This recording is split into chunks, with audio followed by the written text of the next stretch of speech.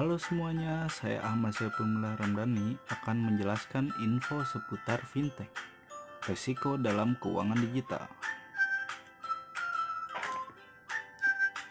Pertama-tama saya ingin menanyakan terlebih dahulu nih, apakah ada perbedaan antara fintech dengan inovasi keuangan digital atau IKD?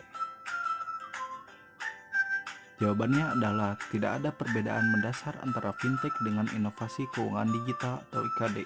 Hanya saja Otoritas Jasa Keuangan atau OJK menggunakan terminologi IKD untuk menyebut produk fintech.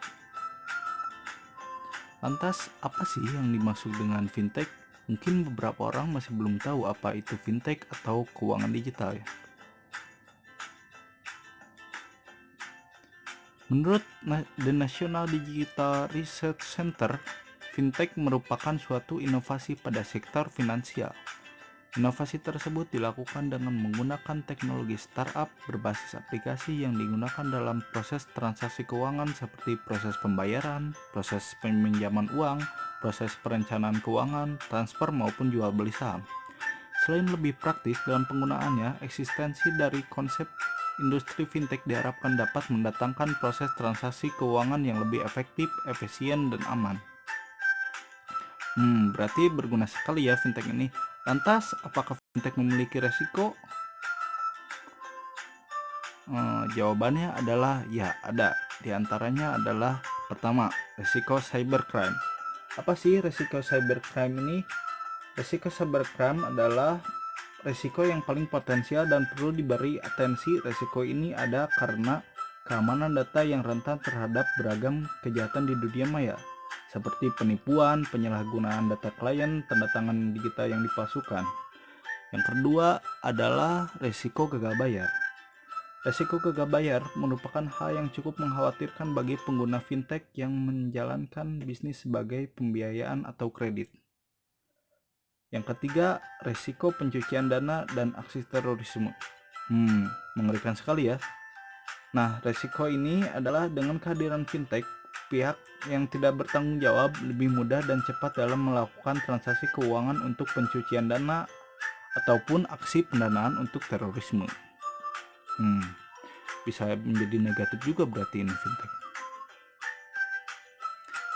Nah, selain itu ada hambatan bagi penyelenggaraan fintech. Yang pertama, kurang handalnya jaringan yang mengganggu potensi transaksi.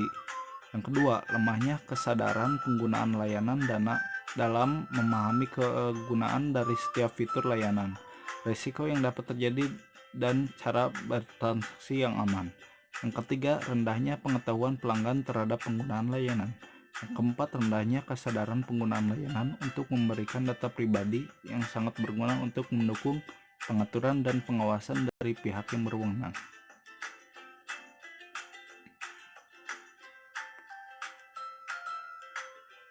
Nah, selanjutnya ada juga resiko dalam penyelenggaraan inovasi keuangan digital.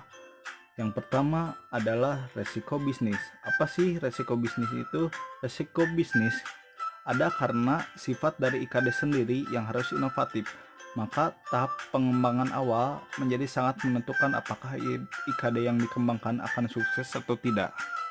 Yang kedua ada resiko hukum, di mana ada kemungkinan IKD yang dibuat akan dikeluarkan peraturan yang bersifat spesifik seperti P2P atau peminjaman dari orang ke orang ataupun equity crowdfunding. Maka dengan demikian perusahaan pembiayaan terkait wajib untuk mengikuti kerangka hukum yang baru. Yang selanjutnya adalah resiko teknologi informasi, termasuk di dalamnya kemungkinan ada kebocoran data yang menyebabkan hilangnya kepercayaan dari konsumen. Nah, selanjutnya adalah ada yang namanya regulatory sandbox. Nah, regulatory sandbox ini untuk menanggulangi dari resiko-resiko yang ada dalam fintech ini. Nah, apa sih yang sebenarnya yang dimaksud dengan regulatory sandbox? Regulatory sandbox adalah mekanisme pengujian yang dilakukan oleh OJK untuk menilai keandalan dari proses bisnis, model bisnis, instrumen keuangan, dan tata kelola penyelenggaraan. Nah, melalui regulatory sandbox ini, OJK akan mengawasi pelaku fintech model baru yang belum diakomodasi oleh kerangka hukum manapun. Contohnya adalah insurtech atau smart contract. Jika telah ada peraturan spesifik yang mengatur, maka pelaku fintech tersebut akan keluar dari regulatory sandbox dan harus tunduk pada kerangka hukum yang lebih spesifik. Nah, dalam regulatory sandbox ini, OJK menyelenggarakan regulatory sandbox untuk memastikan IKD atau fintech memenuhi kriteria, yaitu yang pertama bersifat inovatif dan berorientasi ke depan. Yang kedua, menggunakan teknologi informasi dan komunikasi sebagai sarana utama pemberian layanan kepada konsumen di sektor jasa keuangan. Yang ketiga, mendukung inklusi dan literasi keuangan. Yang keempat, bermanfaat dan dapat dipergunakan secara luas. Yang kelima, dapat diintegrasikan pada layanan keuangan yang telah ada. Yang keenam, menggunakan pendekatan kolaboratif. Dan yang ketujuh, memperhatikan aspek perlindungan data konsumen dan perlindungan data. Nah, segitu saja informasi yang bisa saya sampaikan. Terima kasih telah menyimak. Assalamualaikum warahmatullahi wabarakatuh.